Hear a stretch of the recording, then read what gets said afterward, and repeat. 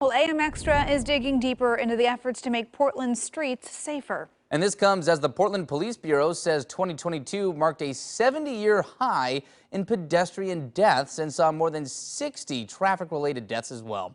Joining us live with more is Dylan Rivera with the Portland Bureau of Transportation. Good morning. Thanks for taking the time to join us. Good morning. Thank you.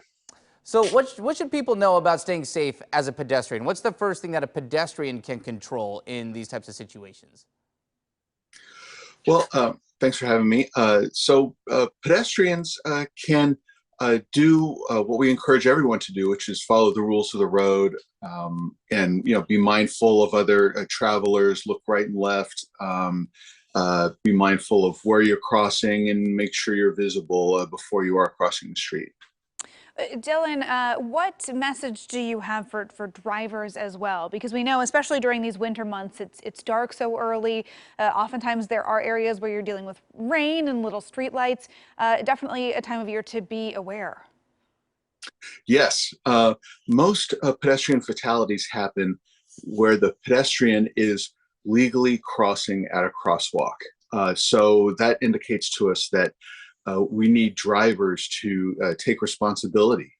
They are controlling thousands of pounds of hard steel, and with that comes a big responsibility to make sure you're traveling safely, not just for yourself, but for others on our roads. And we know that pedestrians are more vulnerable.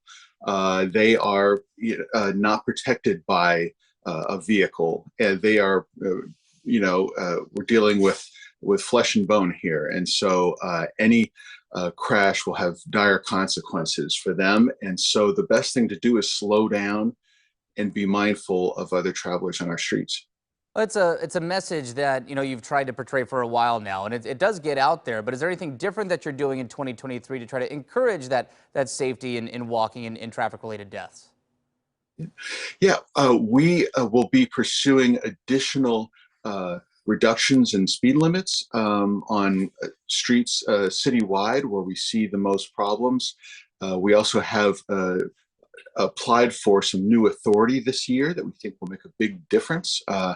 The authority for the city to control our speed limits is something we've fought for years, because even on city streets that we own and maintain, the Oregon Department of Transportation controls those speed limits. And so that has delayed our efforts in many cases to reduce speed limits and create safer driving conditions.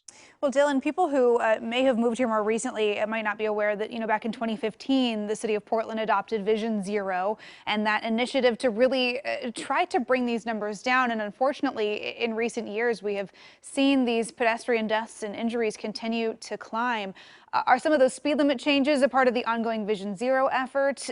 How would you say that initiative is doing at this point?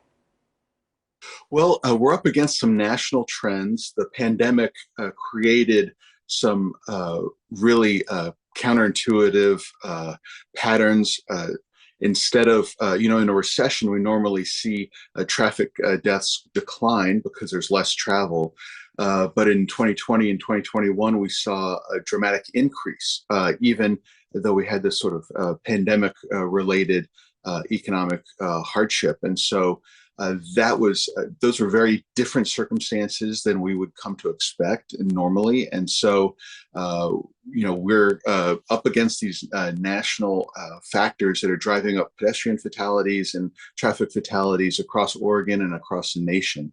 So, but what we know is that if we make our streets safer through design, we can reduce the severity of traffic crashes. And so if we do have crashes, maybe instead of being fatal, there'll be less severe consequences to those crashes. We're already seeing less speeding on areas where we've done that. All right, the data to back that up. Dylan Rivera, really appreciate your time, and thank you for joining us on AM Extra this morning. Thank you. All right, and for more information on how you can stay safe on the roads, go to portland.gov/transportation.